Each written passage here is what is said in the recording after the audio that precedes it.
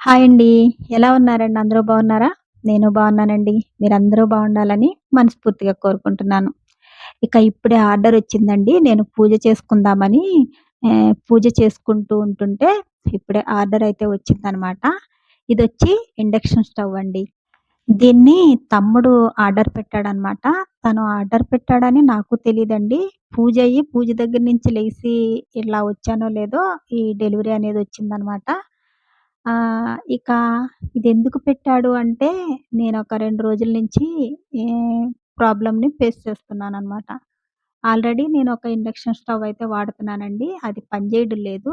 అది పని చేయకపోవడం వల్ల మేమింకా వండుకోవడానికి కాదు కదా! కనీసం వాటర్ తాగడానికి కూడా లేదండి. ఒక 1 డే అంతా అలానే ఉన్నామనమాట. ఏమి వండుకోకుండా, తినకుండా అలానే ఉన్నామండి. వేరే ఆప్షన్ లేదు. ఎవరినన్నా అడుగుదామన్నా ఈ రోజుల్లో గ్యాస్ ఎవరు ఇవ్వరు. ఎందుకంటే గ్యాస్ రేట్లు కూడా అలా పెరిగిపోయినియి. మేము గ్యాసు అడిగితే కూడా 2300 చెప్పారు. సర్లే ఈయన దగ్గర డబ్బులుంటే తీసుకుంటారు కదా! లేదు కాబట్టే తీసుకోవట్లేదు కదా! అని చెప్పి నేను ఇండక్షన్ స్టవ్‌తోనే అడ్జస్ట్‌మెంట్ అయిపోతూ ఉన్నానండి. ఇక ఒకరోజు సడెన్‌గా మా ఇంట్లో కరెంట్ పోయింది. కరెంట్ పోవడం వల్ల చాలా ఇబ్బంది పడ్డామనమాట. ఆ రోజంతా కూడా ఫుడ్ లేదు. మరి వేరే ఆప్షన్ లేదు కదా ఇంకా. అందుకే ఆ రోజంతా ఫుడ్ లేదండి. వండుకోలేదు, తినలేదు. మార్నింగ్ అయితే టిఫిన్ అనేది బయట నుంచి తెచ్చుకొని తిన్నాము. ఇక ఆఫ్టర్‌నూన్ అయితే ఇంకసలేమీ లేదు. కనీసం నేను పొద్దున్నే లేవగానే చాయ్ తాగుతాను. ఆ రోజు ఆ చాయ్‌కి కూడా దిక్కులేదనమాట. చాయ్ కూడా తాగలేదండి. ముందు రోజు నైట్ నుంచే కరెంట్ పోయింది 10:30కి. ఆ టైంలో ఎవరు ఎలక్ట్రీషియన్ రారు కదా! అని చెప్పి మేమలా అడ్జస్ట్‌మెంట్ అయ్యి ఆ నైట్ అంతా అలానే పడుకున్నాము. ఇంకా మా అదృష్టం ఏంటంటే ఆ రోజంతా చల్లగా ఉంది. కొద్దిగా వర్షం పడుతూ మబ్బుగా ఉండడం వల్ల ప్రశాంతంగా నిద్రపోగలిగామేమో. ఇంకా తెల్లారి లేసిన దగ్గర నుంచి వేరే ఆప్షన్ లేదు. కనీసం టీ పెట్టుకు తాగుదామన్నా లేదు. హాట్ వాటర్ తాగుతాననమాట. హాట్ వాటర్ తాగుదామన్నా లేదు. ఏమీ లేదు. అలానే ఉన్నామండి. పిల్లలేంటి, నేనేంటి అలానే ఉన్నామనమాట. ఇంకా ఆయనైతే బయటికెళ్ళిపోయారు. ఇంకా మాకైతే ఏం పాలుపోవట్లేదు. గ్యాసు తెచ్చుకోవాలన్నా మనీ గావాలి మెయిను. సర్లే ఆయన ఏదో ఒకటి చేస్తారులే అని చెప్పి మేము అలాగే ఉన్నాము. ఎలక్ట్రీషియన్‌కి ఫోను చేస్తే ఆయన 10 కల్లా వస్తానన్నారంట. కానీ 10 అయిపోయింది. 10:30, 11 అయిపోయింది. రావటం లేదాయన. ఇంకా మేమైతే అలాగా టిఫిన్ చేసాం. అలాగే కూర్చొనున్నామనమాట. ఎందుకంటే మేబీ మాకు కనీసం ఫోన్‌లో ఛార్జింగ్ కూడా లేదండి. నైట్ నుంచి కరెంట్ లేకపోవడం వల్ల ఫోన్‌లో ఛార్జింగ్ కూడా లేదు. ఛార్జింగ్ లేకపోవడం వల్ల ఇంకేం తోచటం లేదు. అలాగే తలకోకలం తలకో చోట కూర్చొని అలాగా టైమ్ పాస్ చేస్తూ ఉన్నాము. ఏం చేయాలో కూడా ఏమి అర్థం కావట్లా. పిచ్చెక్కిపోతుంది. ఇక ఎలక్ట్రీషియన్‌కి ఫోను చేస్తే ఆయన ఎప్పటికో 1:00కొచ్చారండి. 1:00కొచ్చి ఆయన ఆల్రెడీ ప్రాబ్లమ్ ఏంటో తెలుసు కాబట్టి ఆయన వస్తూనే అది తీసుకొచ్చి ఫీజ్‌కి సంబంధించి పోయిందంటండి. అది వేసి వెళ్లారనమాట. ఆయన వెళ్ళిన ఒక 5 నిమిషాల్లో మళ్ళీ కరెంట్ పోయిందండి. ఇదేంటి ఇప్పుడే కదా కొత్తదేయించాము మళ్ళీ పోవడం ఏంటా అని ఆలోచిస్తే సర్లే కరెంటొచ్చింది కదా! అప్పటికే 1:30 అయిపోతుంది కదా! అని చెప్పి నేను తొందరగా ఏంటంటే రైస్ కుక్కర్ పెట్టానండి. ఎలక్ట్రికల్ స్టవ్ ఆన్ చేసి రైస్ కుక్కర్ పెడితే ఒక్క విజిలొచ్చిందండి. విజిలొచ్చి కరెంట్ పోయిందనమాట. అయ్యో! ఇంకొక 2 విజిల్స్ వచ్చినా బావుండే అనిపించింది నిజంగా మనసుకి. కానీ పోయింది కరెంటు. ఇంక సర్లే మా అబ్బాయి ఎళ్లి కిందకెళ్ళి చూస్తే మళ్ళీ అది కిందకి పడిపోయిందంటండి ఫీజు దగ్గర.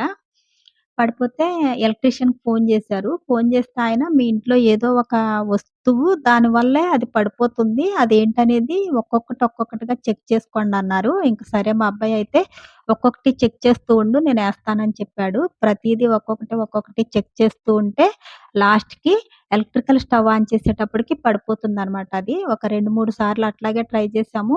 కరెక్ట్‌గా స్టవ్ ఆన్ చేస్తేనే అది పడిపోతుందండి. ఇంకప్పుడు అనుకున్నామనమాట. ఈ స్టవ్ ప్రాబ్లమ్ అని చెప్పి తమ్ముడికి ఫోను చేస్తే తమ్ముడు స్టవ్‌లో ఏదో ప్రాబ్లమ్ వచ్చింది. అది తడిపేసి ఉండుంటారు ఎక్కువగాను. అందుకే ఇంకది పని చేయట్లేదు. పక్కన పెట్టేయి పెట్టమాకు అన్నాడు. అంటే నేనెక్కువ ఒక 10 డేస్ నుంచి ఎలక్ట్రికల్ స్టవ్ వాడుతున్నాను కదా! రైస్ కుక్కర్ పెట్టినప్పుడు ఏమవుతుందంటే రైస్ అంతా పొంగిపోయి, ఆ వాటర్ దాని మీద పడిపోతుంది. నేనేమో దాన్ని క్లీన్ చేస్తున్నాను. కానీ ఏదైనా వాటర్ అనేది పడకూడదు దాని మీద. ఇంక వేరే ఆప్షన్ లేదు. ఏం చేస్తాం ఎంత దగ్గరుండి చూసినా కూడా కుక్కర్ పొంగిపోయి వాటర్ అంతా ఒలికిపోతుందండి. ఇంకా నిజంగా చాలా బాధ అనిపిచ్చింది. ఆ రోజంతా భోజనం లేదు. ఇక తమ్ముడాళ్ళు ఫోను జేసి తిన్నారా అంటుంటే తిన్నాము అని అబద్ధం చెప్పాల్సొస్తుందే తప్ప అయ్యో! తినలేదు అని వాళ్ళతో చెప్పేంత ధైర్యం కూడా లేదు. ఒక్కొక్కసారి పరిస్థితులు అలా ఉంటాయండి. ఎలాంటి వాళ్ళమైనా సరే కష్టం వచ్చినప్పుడు భరించాలి కదా! అందుకే వాళ్ళతో తిన్నామనే చెప్పాము. కానీ పిల్లల్ని అలా చూస్తుంటే నా వల్ల అస్సలు కావడం లేదు. నాకు సడెన్‌గా గుర్తుకొచ్చింది. ఒక 200 ఎక్కడో ఉన్నాయని చెప్పి మొత్తం వెతికితే నాకు 200 దొరికింది.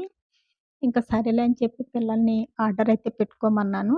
పాపం వాళ్ళు వెజ్ పులావ్ ఆర్డర్ పెట్టుకుంటే అదే ముగ్గురము షేర్ చేసుకొని తిన్నామండి.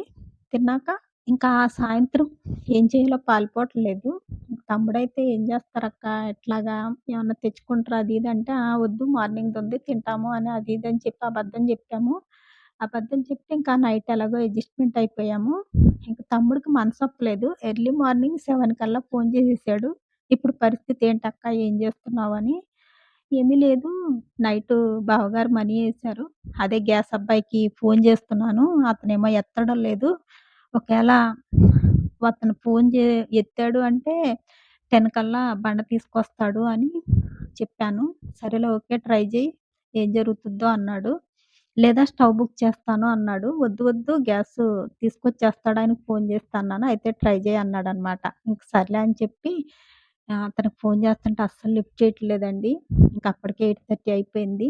సరేలే అని చెప్పి స్నానం చేసి కనీసం నార్మల్‌గా దేవుడికి దండమన్నా పెట్టుకుందాము వరలక్ష్మి వ్రతం కదా! అని చెప్పి స్నానం చేసి తులసమ్మ దగ్గర దండం పెట్టుకొని ఇక లోపలికొస్తున్నాను. ఈలోపు ఈయన బండ తీసుకొనొచ్చారనమాట. సరే ఆ దేవతకి ఏమి వండి పెట్టలేనేమో అనుకున్నాను. కానీ అమ్మవారే ఈ రూపేణ బండ దొరికేలా చేశారని చెప్పి, ఇంకా బండ పెట్టి కొద్దిగా పరమాన్నం వండుకొని పూజ చేసుకుందాం అనుకుని పూజ చేసుకున్నాను. పూజ చేసుకొని వచ్చేలోపు తమ్ముడు స్టవ్ ఆర్డర్ పెట్టేసాడంట. నాకు తెలీదండి.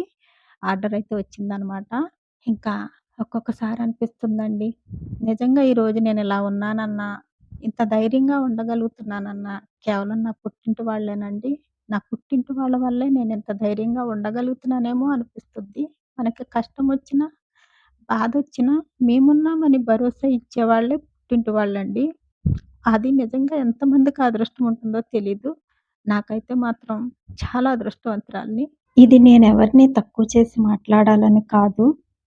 నాకున్న బాధ మీతో కూడా పంచుకోవాలనిపించింది. అందుకే మీతో షేర్ చేసుకుంటున్నా.